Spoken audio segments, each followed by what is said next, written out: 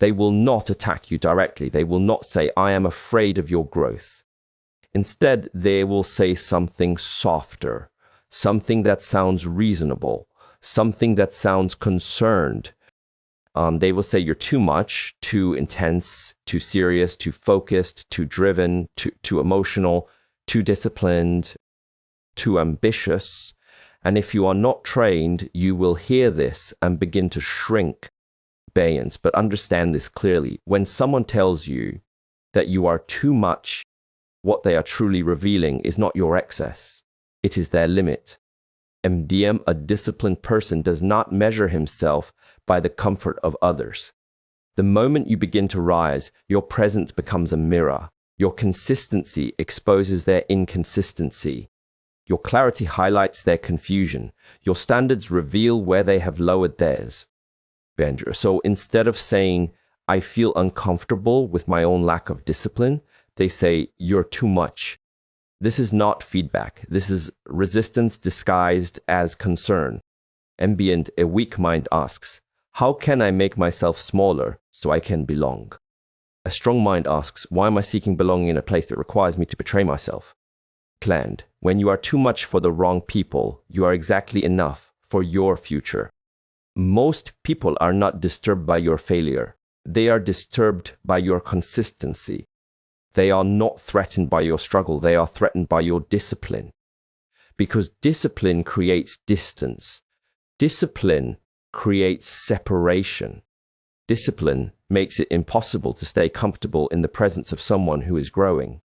So they attempt to pull you back into familiarity. They want you tired like them, distracted like them, undisciplined like them, emotionally reactive like them, living without structure like them. Banes, not because they hate you, but because your elevation makes their stagnation louder.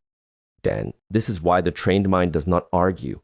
The trained mind observes, collents. When someone tells you that you are too intense, ask yourself, intense compared to what? Compared to their avoidance? Compared to their procrastination, compared to their emotional numbness, compared to their lack of direction. Intensity is not a flaw when it is guided. Focus is not a weakness when it is disciplined. Depth is not a problem when it is rooted in awareness. But for those who live on the surface, depth feels like danger, so they label you too much. What they are really saying is, your presence forces me to see what I am not willing to become. A warrior does not dim his fire to warm those who refuse to build their own.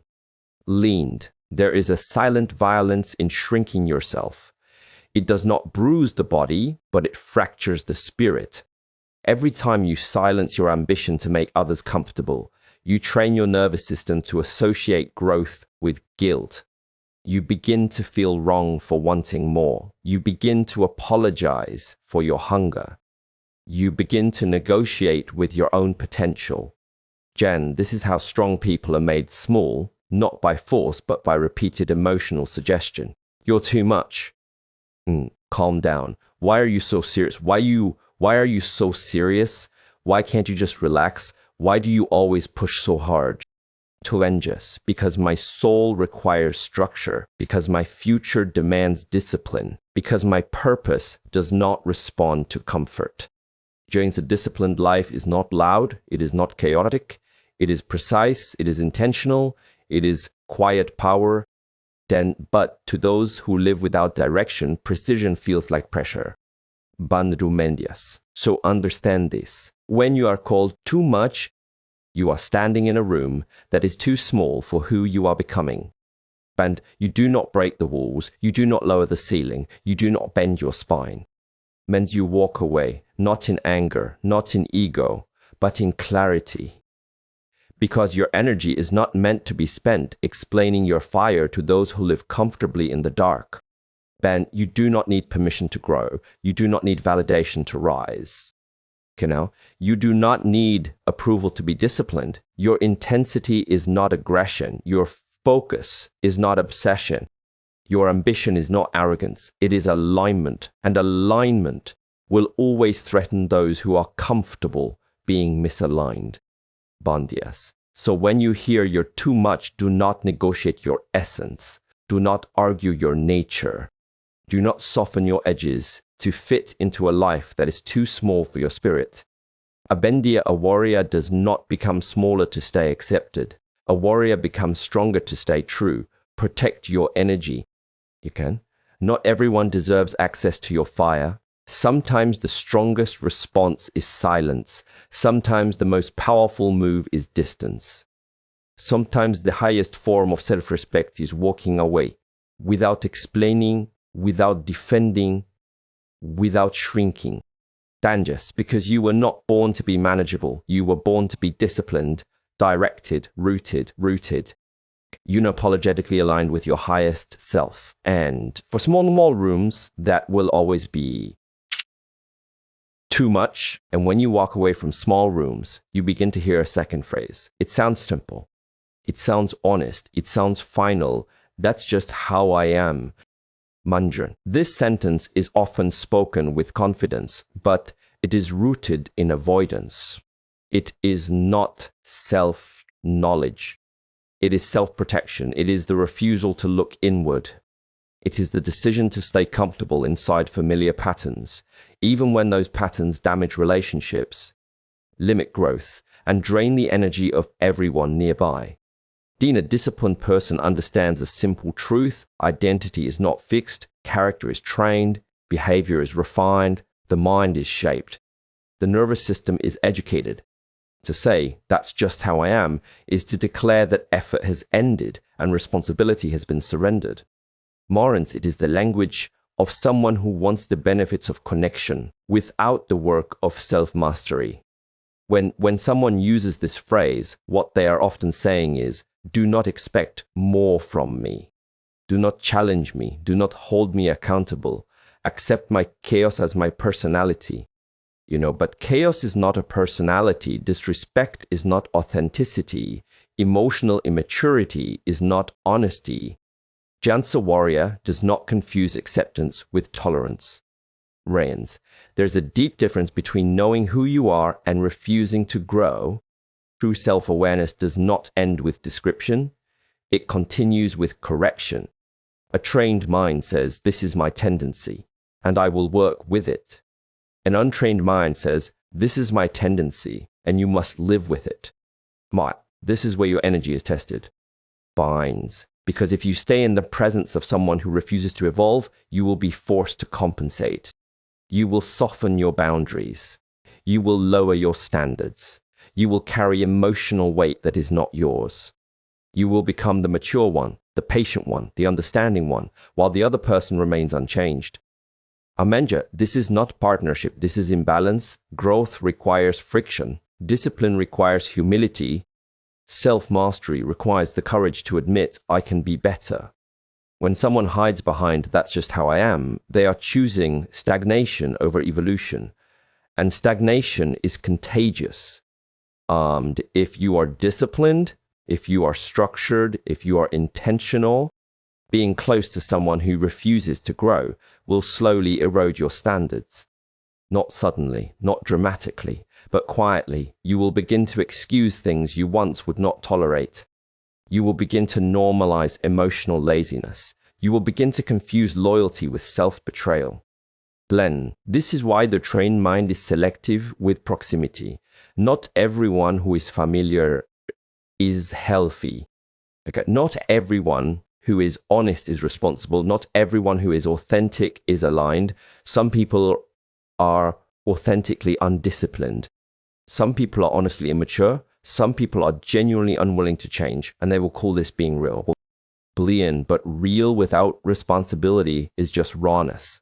And rawness without refinement is destructive. A warrior understands that character is forged. It is not declared. You are not born disciplined. You train discipline. You are not born emotionally intelligent. You study yourself. You are not born patient. You practice patience. To refuse this process is to refuse mastery. Pianjin. So when someone says, that's just how I am, listen carefully. They are not informing you. They are warning you. Mendy, they are telling you, This is as far as I will go. This is where my growth stops. This is the level you must accept, and you must decide, not emotionally, but consciously, whether your future can be built in an environment that does not value evolution. Meant protecting your energy does not always mean cutting people off in anger. Often it means stepping back in clarity. It means reducing access. It means refusing to pour discipline into a container that has no structure to hold it. Mandis, you are not responsible for fixing someone who refuses to train. You are not required to adapt to someone who will not reflect. You are not obligated to stay in a space where growth is treated as an inconvenience. Gemma, disciplined life requires disciplined relationships. You must surround yourself with people who can hear correction, people who can sit with discomfort, people who can say, I see this in myself and I will work on it. This is the language of strength. This is the posture of a warrior. Staying near someone who proudly resists growth will slowly drain your nervous system. You will feel tired for no clear reason. You will feel heavy after conversations. You will feel like you're always adjusting while they remain the same. This is not peace. This is endurance. And endurance without purpose becomes self-neglect. Benvious. So when you hear, that's just how I am, do not try to convince. Do not argue. Do not negotiate their development for them. You simply observe, assess, and choose, because walking away is not punishment. It is alignment. You are not rejecting them. You are honoring your future. And when your spirit begins to breathe again, you may hear a third phrase. It is quieter, but more dangerous. It does not attack your character. It attacks your perception. You're overreacting. Man, these words are not meant to understand you. They are meant to reduce you. They are meant to shrink your emotional reality until it fits inside someone else's comfort. A disciplined person respects information. And emotions are information. They are signals from the nervous system. They are responses to patterns, to tone, to energy, to repeated behavior. To dismiss them is not logic. It is control disguised as reason. Beans. When someone says you're overreacting, they are often saying, my comfort matters more than your experience. Bans, this phrase trains you to doubt yourself. It slowly disconnects you from your internal compass. Over time, you stop trusting your instincts. You begin to second-guess your boundaries. You start asking permission to feel. This is how self-trust is eroded, not through violence, but through repeated invalidation. Lamdi, a warrior, does not abandon his inner signals to maintain external peace. Your nervous system is intelligent. It remembers patterns. It tracks disrespect even when the mind tries to explain it away. It feels tone. It senses intention. When something feels off, that feeling is not weakness. It is awareness. Bends. But when someone repeatedly tells you that you are overreacting, they are teaching you to override your awareness. They are training you to disconnect from your own data. This is dangerous. Lance, because a person who does not trust himself becomes easy to manage, easy to redirect, easy to confuse, easy to keep in situations that do not serve him. You begin to say things like, maybe I'm too sensitive.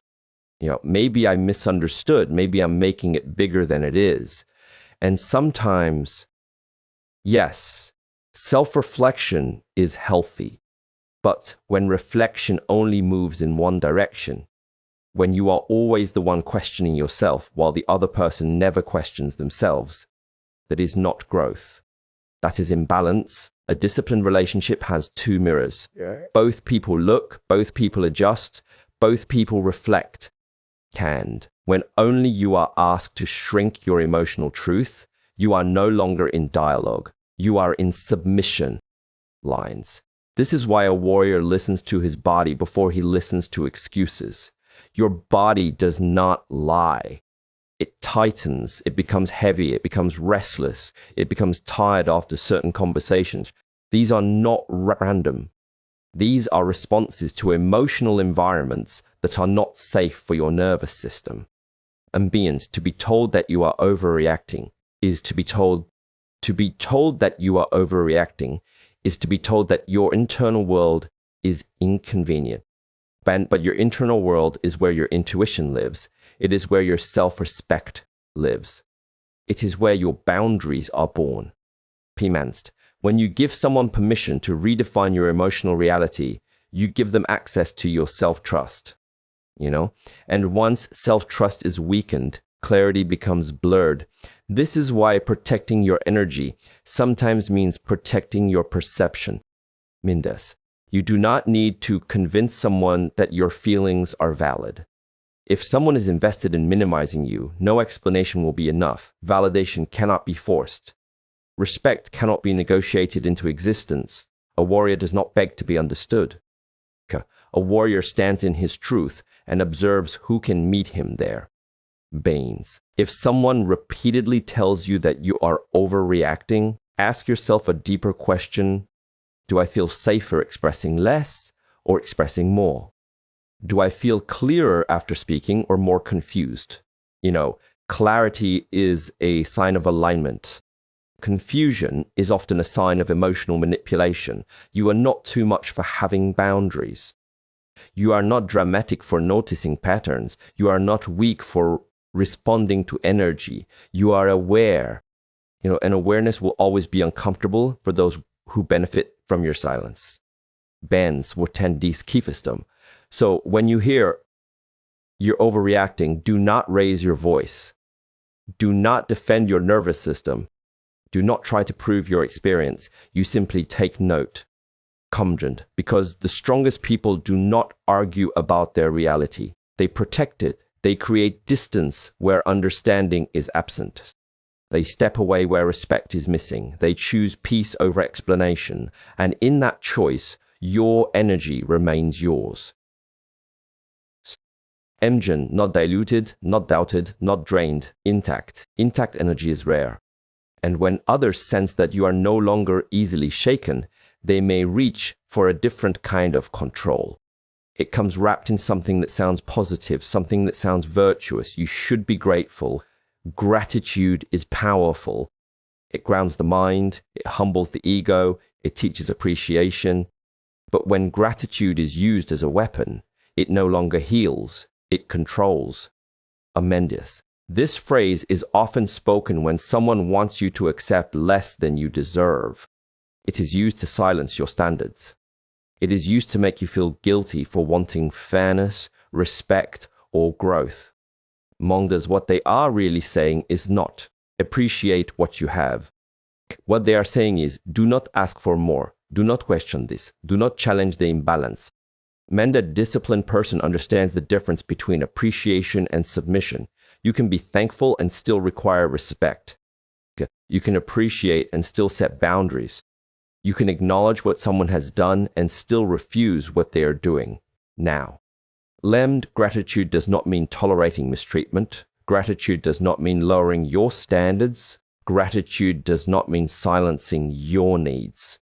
When someone tells you that you should be grateful in moments where your dignity is being compromised, they are attempting to reframe your self-respect as ingratitude. This is emotional leverage. It is a way to make you feel small for wanting balance, a way to make you feel disloyal for wanting fairness, a way to make you feel selfish for wanting to be treated well. MDM, a warrior, does not confuse loyalty with self-erasure. True gratitude is calm. It is quiet. It does not demand repayment through silence. It does not require you to swallow disrespect as proof of appreciation.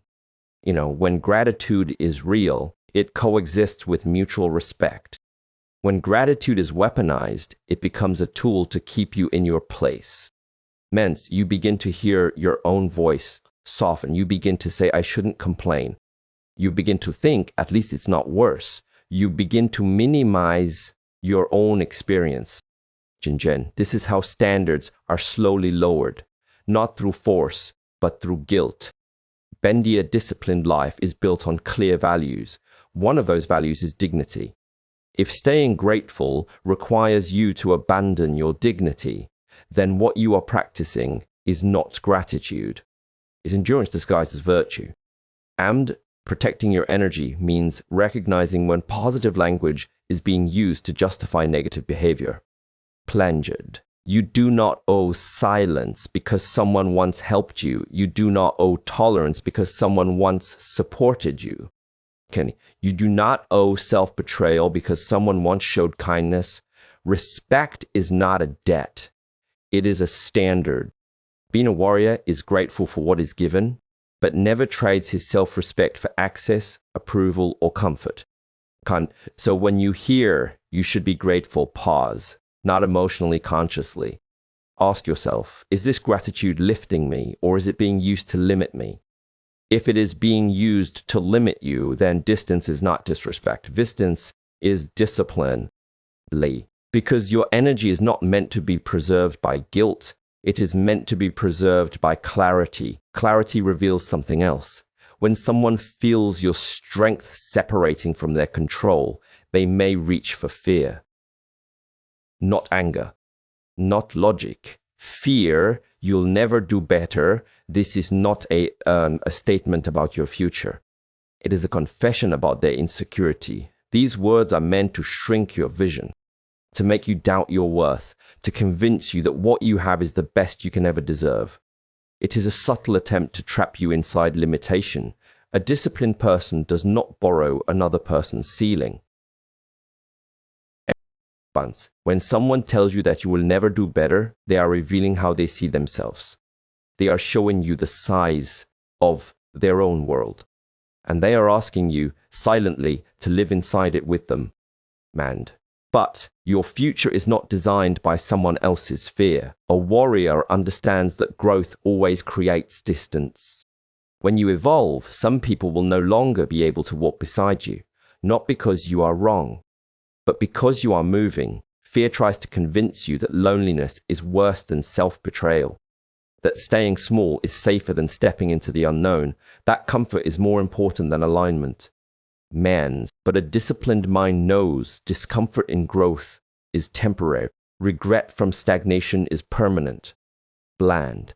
When someone uses this phrase, do not argue, do not defend your dreams. Do not explain your vision to someone who benefits from you having none. Silence is strength. Distance is wisdom. Focus power. You do not need to prove that you can do better.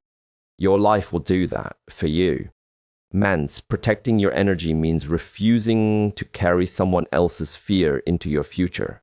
You are allowed to outgrow. You are allowed to want more. You are allowed to leave what no longer aligns. Walking away is not failure. It is preparation. Preparation for a life that matches your discipline. Preparation for relationships that respect your standards. Preparation for a future that is built on clarity, not fear. So walk forward with calm, with strength, with self-respect. May your path be disciplined, your mind be clear, your energy be protected, and your future be greater than anything you are leaving behind. I wish you strength, focus, peace. I wish you strength, focus, peace, and a life that reflects the warrior you are becoming.